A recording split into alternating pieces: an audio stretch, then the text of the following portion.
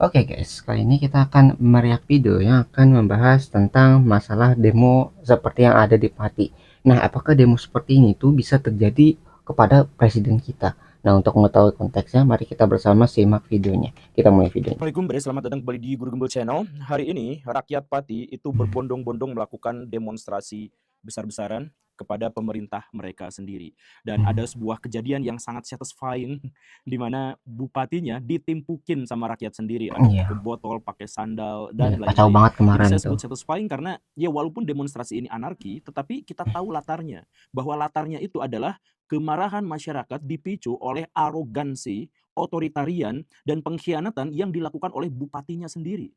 Sekarang Baraya bayangkan ada seorang bupati yang dulunya adalah rakyat biasa. Kemudian si rakyat biasa itu memohon mengemis-ngemis kepada orang lain untuk mendapatkan jabatan. Please, saya ingin menjabat, saya akan gratiskan ini, saya akan kurangi pajak itu, tolong coblos saya ingin punya jabatan. Setelah mengemis-ngemisnya itu diterima oleh rakyat, oke lah, saya jadikan kamu itu pejabat. Tapi tolong aspirasi kami, empati dan hati kami itu kami titipkan sama Bapak. Semoga Bapak itu bisa menjadi pemimpin dan pejabat yang baik buat kami mengurusi urusan-urusan dari rakyat. Oke, ketika dia sudah menjabat, dia menjadi kacang yang lupa dengan kulitnya. Nah, itu jadi masalah ya. Ketika kacang lupa sama kulitnya. Mereka tuh nggak tahu ya si para pejabat itu dipilih sama rakyat juga. Tapi kenapa ketika sudah berkuasa setelah memiliki jabatan, mereka itu tidak mendukung keberadaan rakyatnya? Harusnya setidaknya kayak ngasih kebijakan yang bagus. Terus kalau misalnya mau ngasih kebijakan tuh dikomunikasikan dan sebagainya. Jadi harus melibatkan rakyat juga karena mereka itu dipilih sama rakyat ya. Negara demokrasi ya berarti rakyat yang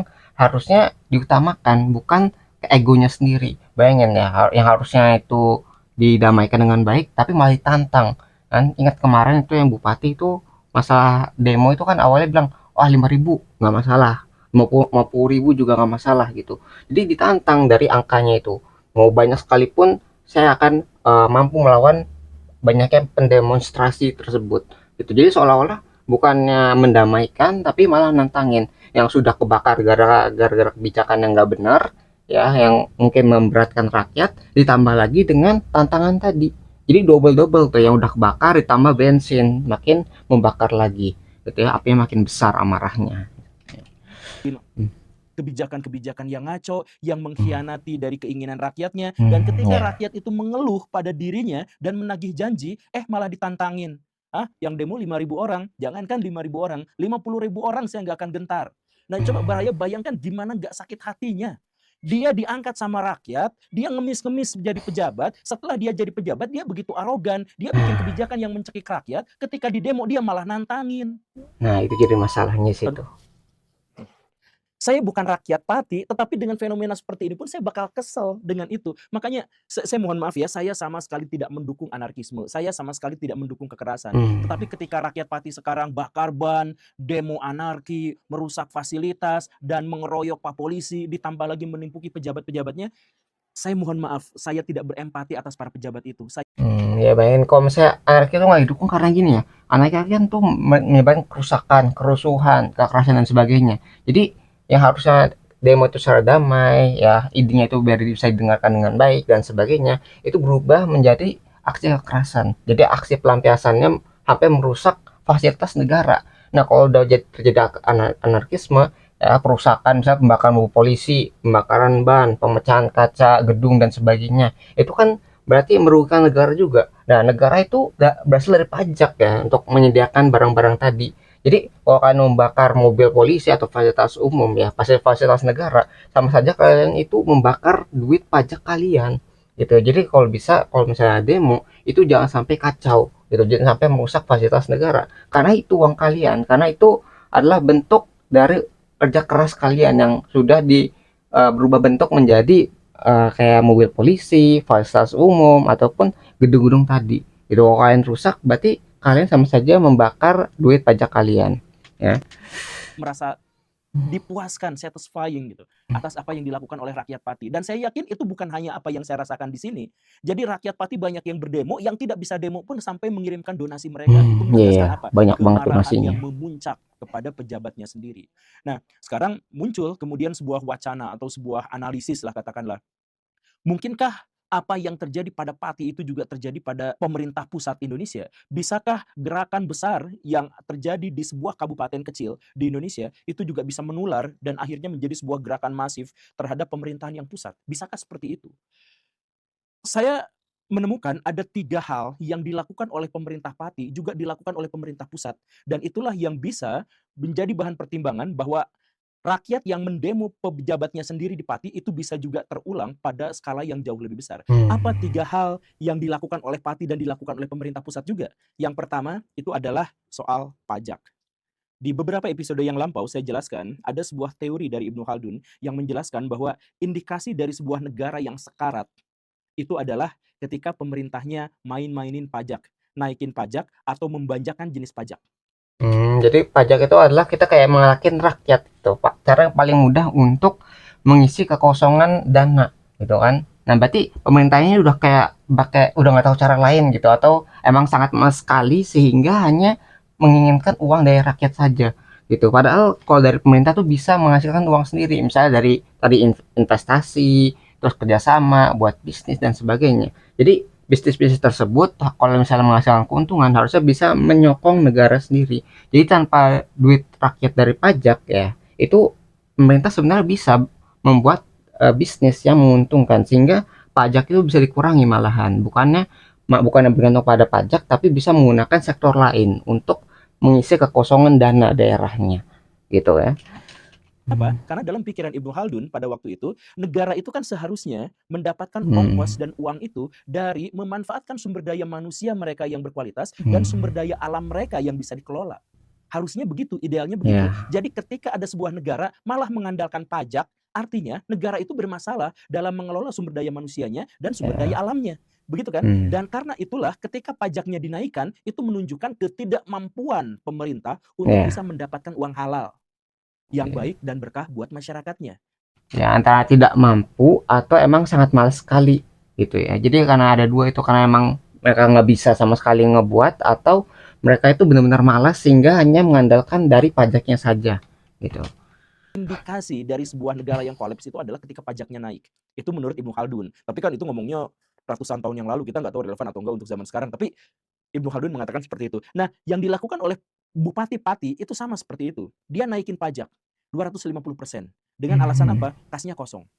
Nah, itu Oke? dia. Iya, ini menjadi masalah. Apakah itu dilakukan oleh pemerintah pusat juga? Yes, bahkan sebelumnya. Kita sempat demo soal pajak yang naik dari 11 ke 12% dan sebagainya, itu kan kita sempat demo yang seperti itu. Itu menunjukkan apa? Pemerintah kita tuh kolaps. Dan bukan hanya itu, sebenarnya seandainya pemerintah kita bisa mengelola pajak dengan baik, kita tuh ikhlas kok. Yakin ikhlas. Bahkan banyak sekali negara-negara nun jauh di sana yang maju-maju itu, Ya, pajaknya tuh tinggi. tinggi sekali untuk rakyatnya. Bahkan ada Ya. yang sampai tembus 50%. Tapi boro-boro demo, si rakyatnya itu malah mendukung pemerintahan yang semacam itu. Karena apa? Mereka menganggap bahwa pajak itu adalah investasi, di mana rakyat investornya dan pemerintah itu adalah direksinya, dewan direksinya, Hmm. direkturnya. Mereka yang harus menyelenggarakan. Jadi si investor itu tinggal santuy ngeliatin bagaimana uang investasi dari dirinya itu benar-benar kembali kepada rakyat dengan transparan, baik, akuntabilitas, dan manfaatnya itu benar-benar terasa. Jadi itu yang paling penting ya. Ketika kita investasi, kita sebagai pemilik uangnya terus digunakan untuk membangun negara. Jadi ketika kita bayar pajak nanti transportasi makin bagus, jalannya bagus, terus pekerjaan menjadi lebih banyak. Ya, jadi semua hal itu jadi terpenuhi yang awalnya kita nggak mampu untuk melakukan, tapi karena rakyat itu banyak, ngumpulin uangnya jadi banyak, ya akhirnya kan dana yang terkumpul juga banyak juga. Nah gitu, ketika dana yang terkumpul itu banyak, itu bisa digunakan untuk hal-hal yang bermanfaat, untuk hal-hal yang lebih besar dan bisa membantu secara umum.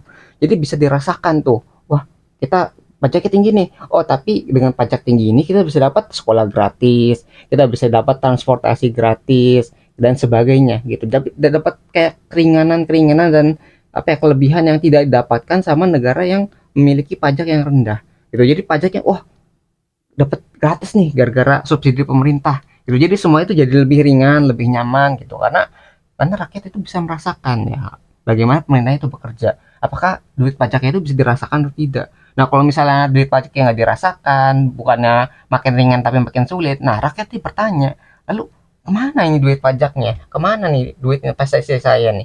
Kemana nih arahnya? Gitu. Jadi bertanya-tanya, ini duitnya buat apa sehingga bukannya makin bermanfaat tapi kok makin menyusahkan Ya, itu yang jadi masalah di sini. Ketika pajak tidak bisa dirasakan manfaatnya oleh rakyatnya sendiri.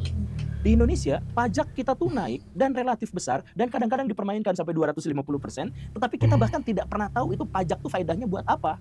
Hmm. Kecuali kita mengetahui pajak itu dikorupsi, Nah, dipakai itu. oleh pejabat, istri pejabat flexing dan jalan-jalan, Nah, ada ya yang itu. ke luar negeri itu pakai uang negara dan lain sebagainya, ada yang seperti itu. Jadi di satu sisi kita tidak tahu pajak itu digunakan untuk kemaslahatan masyarakat itu di bagian mana, di sisi lain kita justru dipamerkan dengan Nah, penggunaan uang pajak itu untuk pejabat-pejabat dan kalangan elit untuk flexing dan foya-foya. nah itu jadi masalah ya. Jadi kan rakyatnya nggak merasakan nih, mana nih manfaatnya. Tapi ketika nggak mendapat manfaat, dia hanya melihat kok pejabatnya hidup enak gitu.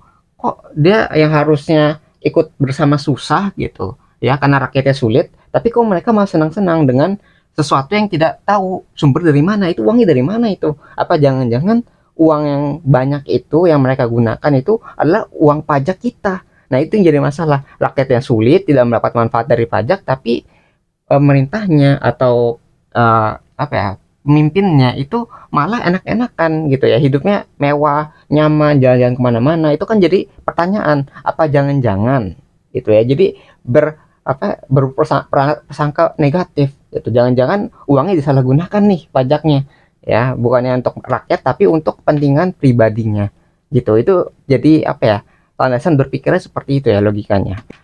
Adalah hal pertama, di pemerintah pusat dan Pati itu adalah hal yang sama. Kemudian Hmm. yang kedua adalah ketika rakyat Pati dan masyarakat Nusantara sama-sama tahu bahwa walaupun pajaknya kita itu banyak dan tinggi, tetapi kita justru malah kesulitan untuk Hmm. mendapatkan pendapatan, penghasilan, nafkah, kita susah untuk dapat itu. Jadi untuk Hmm. dapat kerjaan susahnya minta ampun. 19 juta lapangan pekerjaan itu sampai sekarang tidak pernah terrealisasi. Nah, itu jadi Itu masalah. susah dapat pekerjaan. Sekalinya dapat pekerjaan di bawah UMR. Nah, itu ya. Apalagi Indonesia itu harusnya sekarang mulai apa ya, meningkatkan populasinya. Jadi bonus demografi itu udah mendekat. Tapi kok ini buktinya mana nih gitu kan? Orang yang mau kerja tuh makin banyak, tapi kenapa lapangan pekerjaan tuh makin sedikit ya? Bukannya ikutan bertambah, tapi orang tuh jadi kesulitan mencari kerja. Jadi bonus demografi ini bisa berubah menjadi bencana demografi karena orang yang kerjanya banyak, tapi lapangan pekerjaannya itu sedikit atau tidak mencukupi untuk diisi sama si pekerja yang banyak ini gitu. Jadi yang jadi masalah di situ ya. Ya, jadi yang awalnya bonus demografi bisa menjadi bencana demografi. UMR kita itu sebenarnya 15 kali lebih rendah daripada idealnya. Sekalinya kita dapat tinggi dari situ, itu Hmm. iklim investasi di Indonesia itu sangat spekulatif, naik turun. Yang udah tinggi Hmm. pun bisa langsung jatuh dan bangkrut. Jadi di Indonesia tuh kayak gitu. Di satu sisi pajak naik, di sisi lain penghasilan susah. Masyarakat Pati dan masyarakat Indonesia secara umum itu mengalami hal yang sama. Itu dua ya. Kemudian yang ketiga itu apa? Yang ketiga itu adalah ketika rakyat Pati dan rakyat Indonesia sama-sama mengeluh pada pemerintah, maka yang dilakukan pemerintah itu justru adalah mengejek kita dengan arogansi mereka. Hmm. Bupati Pati itu ngomongnya apa? Ketika pajak naikin, kemudian di demo, ya yang demo cuma 5.000 orang, 50.000 orang saya tidak gentar. Ya itu bayangin kayak udah kebakar nih dengan amarah tadi ya, dengan kekesalan, dengan hal sebagainya. Itu awalnya udah kebakar. Terus ditambah bensin, ya makin makin kebakar lagi amarahnya. Ngeles, Saya tidak menantang. saya tidak menantang, itu Eh, tantangan, itu eksplisit seperti itu, jangan ngeles Pak. Bilang aja minta maaf tanpa harus mengaburkan berita yang sebelumnya gitu. Nah, hmm. yang dilakukan oleh pemerintah Pati itu juga sama dilakukan oleh pemerintah nasional Republik Indonesia. Jadi ketika rakyat ngaku bahwa kami susah mendapatkan pekerjaan, mereka ngeles dengan mengatakan, dasar Gen Z, kerjaannya ngopi terus di kafe. Hmm. Ketika rakyat Indonesia ngomong Indonesia gelap, pemerintah kita ngomong muka kau yang gelap. Ketika rakyat Indonesia kabur aja dulu, yang kabur itu tidak nasionalis. Ketika Jadi ini kayak melempar tanggung jawab. Oh, bukan salah saya kok, tapi salah kalian, salah kamu, salah rakyat gitu, bukan salah pemerintahannya gitu. Jadi ini kayak melempar tanggung jawab yang harusnya dipegang sama pemerintahnya. Kalau misalnya rakyatnya mengeluh, harusnya pemerintah itu mikir, ini kenapa rakyat saya itu mengeluh gitu, dan dicarikan solusinya, bukan menyalahkan balik. Kok malah disalahkan balik? Padahal yang pemimpinnya itu adalah orang yang menuntun rakyat tuh jalannya kemana. Kalau misalnya rakyat itu menderita karena tuntutan pemerintahnya, berarti pemerintahnya harus tanggung jawab, cari arah yang benar, gitu, cari solusinya, dan selesaikan masalah dari rakyatnya, bukan malah menyalahkan balik, gitu kan. Kalau misalnya kalian menyalahkan balik, nanti rakyat bisa saja memberontak dan menurunkan pemerintah yang ada di depannya tadi. Gitu. Saking mungkin, wah ini nih pemerintah udah nggak bener banget nih. Akhirnya para rakyat tuh menurunkan ya, saking nggak terimanya gitu ya, disalahkan terus gitu. Jadi itu apa ya, masalah terakumulasi, bukan kayak tiba-tiba sekali dua kali gitu ya, tapi terus mungkin setahun, dua tahun, 5 tahun, baru nanti pada akhirnya itu meledak. Itu yang jadi masalah, karena lukanya itu tuh benar-benar terakumulasi ya, tidak langsung spontan, tapi terkumpul dulu sampai banyak sampai akhirnya dia itu meledak. Kayak kasus kemarin tuh yang masalah kita tuh yang 98 ya, masa saat Soeharto itu. Jadi kan Soeharto udah lama memimpin, itu kan terkumpul tuh kekesalan, kekecewaan dan sebagainya selama berpuluh-puluh tahun, akhirnya meledak di tahun 98. Nah, seperti itu ya kasusnya kalau misalnya ada revolusi atau enggak reformasi lah. Itu dari rakyat kepada pemimpinnya. Dan kemudian ada media yang diteror dengan kepala babi. Pemerintah ngomong apa? Masak aja tuh kepala babi. Baraya ingat dengan ocehan-ocehan seperti itu? Atau kalau misalkan Baraya masih mengingatnya, ketika harga cabai membumbung tinggi, ada pejabat kita yang ngomong, ya udah nggak usah pakai cabai. Ketika rakyat kita kesulitan, kelangkaan untuk mendapatkan minyak goreng, maka ada orang Rebus. elit politik itu makhluk itu yang langsung ngomong, ya udah kalau gitu masaknya direbus aja. Jadi keluhan masyarakat itu justru malah diremehkan dengan arogansi-arogansi yang eksplisit disebutkan. Sekarang saya ngomong balik lagi, saya minta kepada pemerintah pusat itu dengarkan logika berpikirnya tuh gini. Pemerintah pusat itu yang sekarang sedang menjabat itu, mereka tuh dulunya mengemis-ngemis jabatan dari rakyat. Mereka rela ngasih duit ini itu, mereka rela menjanjikan ini itu, bahkan ada orang yang rela menjatuhkan harga dirinya dari yang awalnya tegap berubah menjadi tukang dangdut yang seperti itu. Ada yang seperti itu demi apa? Mendapatkan legitimasi kekuasaan dari rakyat. Setelah mereka mendapatkannya, mereka kemudian leha-leha, poya-poya, mereka kemudian bikin kebijakan-kebijakan yang kontroversial dan menyekik rakyat. Ketika rakyatnya demo, rakyatnya protes, rakyatnya mengeluh, rakyatnya komplain, malah dibalas dengan sindiran, caci maki, hujatan dari pemerintah itu yang arogan. Segitunya kan? Nah, itu adalah 3 hal yang dilakukan oleh baik pemerintah pusat maupun pemerintah pati. Sehingga ini menjadi sebuah peringatan besar, peringatan yang kuat bahwa hati-hati, pemerintahan Pak Prabowo itu bisa saja mendapatkan gerakan massa yang sekuat apa yang terjadi di Pati. Begitu. Lah, tapi kan pemerintah pusat kita sangat kuat. Di demo berkali-kali juga masih bertahan. Kenapa bisa seperti itu? Ya, saya dalam tanda kutip memuji pemerintah ya, karena ada 2 hal yang berbeda dari apa yang terjadi di Pati dan yang terjadi di pemerintah pusat. Dan inilah yang menyebabkan pemerintah pusat kita relatif stabil dan kuat terhadap berbagai rongrongan dan ancaman.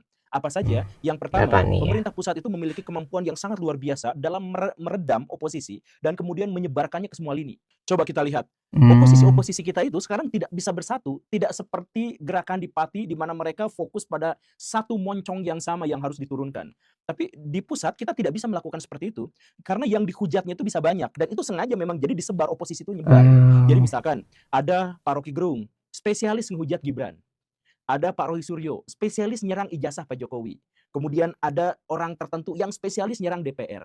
Ada yang spesialis nyerang Pak Prabowo. Ada yang spesialis menyerang polisi. Ada yang spesialis nyerang judol dan lain sebagainya. Jadi banyak dimensi. Jadi pemerintah memang dapat kritikan habis-habisan, tapi gerakannya tidak bisa fokus pada satu kekuatan. Jadi pemerintah pusat kita tuh seperti memiliki rompi anti peluru. Jadi bayangin ya, kalau misalnya kita pakai angka nih, misalnya ada 1 juta orang nih, ya ingin protes, ingin demo. Nah, ketika ada 10 masalah, itu kan berarti harus nyebar nih 10 gitu. Yang awal 1 juta kekuatannya jadi 100.000 ya. Kalau misalnya 100 masalah, berarti berkurang lagi tuh kekuatan dari 1 juta orang bisa menurun jadi 10.000 orang. Nah, kayak gini, maksudnya kayak pemecahan kekuatan gara-gara banyak masalah yang harus dihadapi. Gitu. Jadi kita nggak fokus ke satu masalah, tapi kita berpencar ke masalah-masalah lainnya sehingga jumlah yang awalnya besar itu makin mengurang, makin mengurang, makin mengurang. Itu yang satu fokus masalah judul, masalah satu lagi masalah politiknya, masalah ekonomi dan sebagainya. Jadi terkubu-kubu sehingga kekuatan untuk menolak secara bersamaan itu berkurang. Ya, jadi terpecah belah kita gara-gara banyak masalah yang harus dihadapi, banyak masalah yang harus difokuskan terlebih dahulu. Ini mana nih masalah yang lebih utama, mana nih masalah yang harus diselesaikan terlebih dahulu. Itulah yang menyebabkan kekuatan untuk melawan yang pusat itu berkurang, terbagi-bagi karena melawan masalah lainnya. Ya. Diredam dan pecah kemana-mana gitu. Inilah yang akhirnya membuat mereka tuh relatif kuat dengan itu.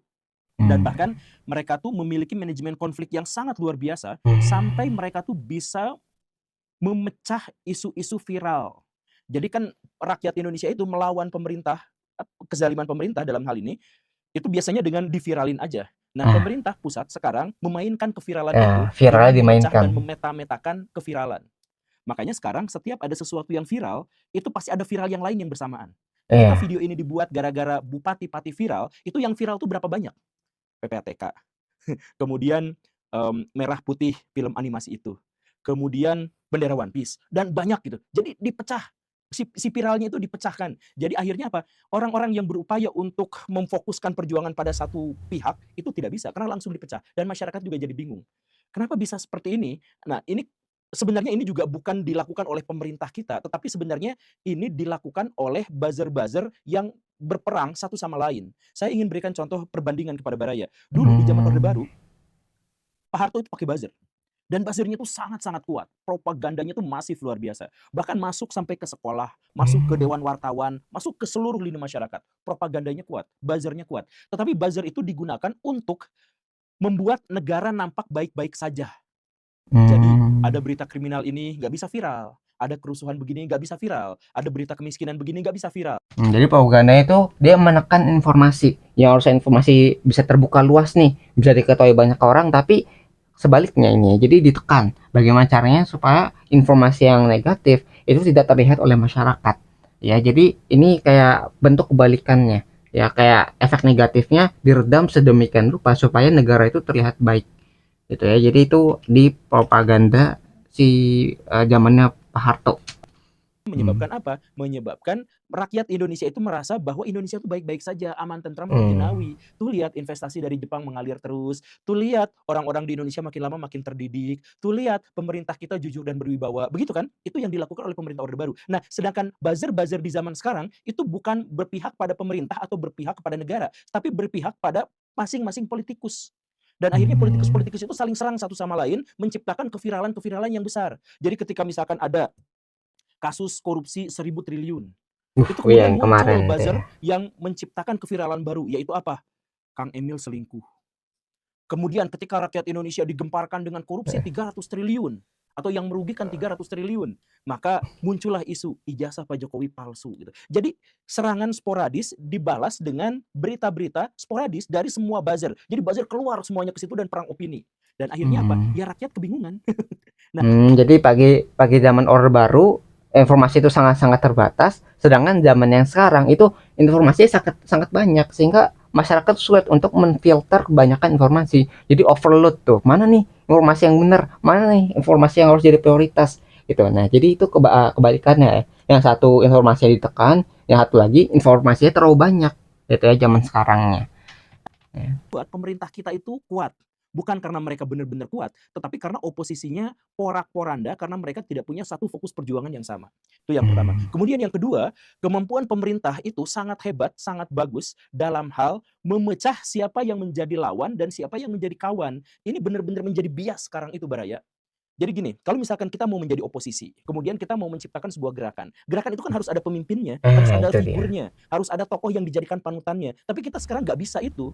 Karena bahkan panutan kita ternyata memiliki hubungan yang Iya, saling koneksi. menguntungkan dengan orang yang ingin kita serang. Nah, Hmm. contohnya kayak gini lah. Kita mengetahui kemarin bahwa Pak Tom Lembong itu dikriminalisasi. Anggaplah kita anggap ya narasinya itu Pak Tom Lembong itu dikriminalisasi. Oleh siapa? Ya siapa lagi? Dugaannya itu adalah kepada Pak Jokowi. Maka kita mau menyerang Pak Jokowi. Para pendukung Tom Lembong itu mau menyerang Pak Jokowi. Tapi ternyata Pak Jokowi itu adalah sponsornya dari pemerintahan Pak Prabowo dengan menitipkan putranya di sana. Oke, dan Pak Prabowo pada akhirnya ternyata mengampuni dan membatalkan vonis pengadilan terhadap Pak Tom Lembong. Hmm. Nah, jadi mau jadi oposisi, oposisinya ke siapa nih? Ujung-ujungnya ke Pak Jokowi, ujung-ujungnya ke Pak Prabowo, lah Pak Prabowo-nya malah nggak bisa. Atau misalkan kemarin, kita mau menyerang karena Pak Hasto dikriminalisasi. Ternyata diampuni juga. Lah gimana lah? Ya udah, kita serang Pak Prabowo lewat Ibu Megawati. Karena Ibu Megawati adalah satu-satunya pemimpin partai yang di luar Hmm. koalisi. Ternyata Ibu Megawatinya juga sekarang dukung Pak Prabowo gara-gara Pak Hastonya diampuni. Lah, ini Jadi kekurangan yang kedua tadi ya masalah pemimpin. Ini yang menjadi benar-benar lawannya siapa nih gitu ya untuk melawan pemerintahan yang sekarang. Itu hampir kayak tidak bisa ditemukan gara-gara kalau misalnya mau ngelawan, wah ternyata ini partainya kok damai atau enggak? Oh kok ini punya hubungan sama temennya. Oh ini sama temennya. Jadi seolah-olah itu kayak dalam satu bagian yang luas gitu. Jadi kita nggak bisa benar-benar mengandalkan satu pemimpin untuk melawan pemerintahan yang ada sekarang. Itu kalau misalnya kita menitipkan satu nih, ternyata pemimpin ini itu masih memiliki hubungan tadi, entah itu kerjasama, entah itu dalam hal perbaikan gitu, kayak temenan gitu. Nah itu kan jadi bingung, ini oposisi atau temennya. Nah kalau misalnya kayak gitu jadi bingung kan, jadi wah kita nggak bisa fokus sama pemimpin ini karena dia itu nggak bener-bener oposisi, karena masih ada hubungan nih sama pemimpin yang sekarang gitu. Nah itu yang jadi masalah, dia nggak ada pemimpin yang benar-benar bisa melawan atau benar-benar asli gitu ya, terpisah dari pemimpin yang sekarang. Ini masih ada hubungannya tuh, pemimpin-pemimpin yang kuatnya gitu, sehingga rakyat itu tidak bisa bergantung sama pemimpin yang masih ada hubungannya dengan pemimpin yang sekarang gitu ya. Jadi kita tuh mau nyerang ke siapa? Makanya seperti yang di episode lampau saya jelaskan, Paroki itu nyerang pada Pak Jokowi itu jelas. Sekarang tuh nggak bisa jelas ke siapa dia mau nyerang. Nggak bisa, kecuali kepada Gibran, kepada Pak Jokowi yang sudah lengser gitu ya, dan itu juga sekarang sudah tidak lagi memiliki kekuatan gitu. Ya seperti itu kan kenyataannya. Nah itulah dua hal yang dimiliki oleh pemerintah pusat kita, tetapi tidak dimiliki oleh pemerintah Pati. Sehingga apa? Pemerintah Pati ketika video ini dibuat, saya nggak tahu apakah dia sudah lengser atau tidak gitu ya, tapi yang jelas di demo habis-habisan, sedangkan pemerintah pusat kita itu relatif kuat. Sebuah peringatan penting bahwa sekarang kekuatan pemerintah itu bukan pada kepercayaan publik pada mereka, tetapi karena begitu banyaknya masalah yang dihadapi sehingga rakyat Indonesia putus asa, dan yang mereka bisa lakukan tidak lebih dari mengibarkan bendera One Piece. Terima kasih karena sudah menyimak. Saya Guru Gembul. Assalamualaikum warahmatullahi wabarakatuh. Ya itu ya, jadi apa yang kita bisa pelajari video ini, jadi kita cukupkan dulu ya videonya. Jadi tadi itu masalah dari Pati itu mungkin bisa terjadi di pemerintah pusat, tapi tadi perbedaan di pemerintah yang di Pati dan di pusat itu perbedaannya adalah tadi ada tamengnya atau tidak. Ketika yang di Pati itu nggak ada tamengnya, sehingga rakyat bisa berfokus tuh ke satu masalah, yaitu pemerintahan atau bupatinya. Itu yang jadi fokus masalahnya, sehingga fokus semua orang tuh mendapat apa ya, mendukung aksi tersebut atau demo tersebut, sehingga ketahuan nih masalahnya siapa gitu, fokusnya utamanya di mana itu. Nah itu yang jadi di daerah Pati. Nah yang jadi perbedaan dengan pemerintah pusat adalah ketika masalah itu banyak, terus kekuatan terpecah belah ya, jadi yang awalnya itu satu masalah tapi malah terpisah gitu ya. Jadi saat yang awalnya ngumpul terpisah-pisah gara-gara masalah yang sangat banyak ya, apalagi tambah buzzer itu yang ada misinformasi, ada yang hoax dan sebagainya. Itu bisa mengaburkan yang awalnya satu menjadi 10, menjadi 100. Ya, akhirnya jumlah yang awalnya banyak menjadi lebih kecil, lebih kecil, lebih kecil, dan terpecah belah. Gitu, tidak bisa bergerak secara bersama. Apalagi tadi nggak ada pemimpin yang bisa menjadi benar-benar memimpin untuk melawan pemerintahan yang sekarang. Jadi oposisinya nggak ketahuan nih, nggak kelihatan jelas gitu ya. Itu yang bisa kita pelajari video ini. Nah kalau kalian tertarik dengan video seperti ini, itu linknya sudah saya cantumkan di deskripsi video. Nah mungkin kalau kalian uh, tertarik ya bisa mengunjungi langsung lah ke channelnya. Channel namanya Pak Guru Gembul ya. Itu nah mungkin sekian yang bisa saya sampaikan. Semoga video bisa bermanfaat. Kurang lebih yang mohon maaf. Kita ketemu lagi di pembahasan selanjutnya, insya Allah.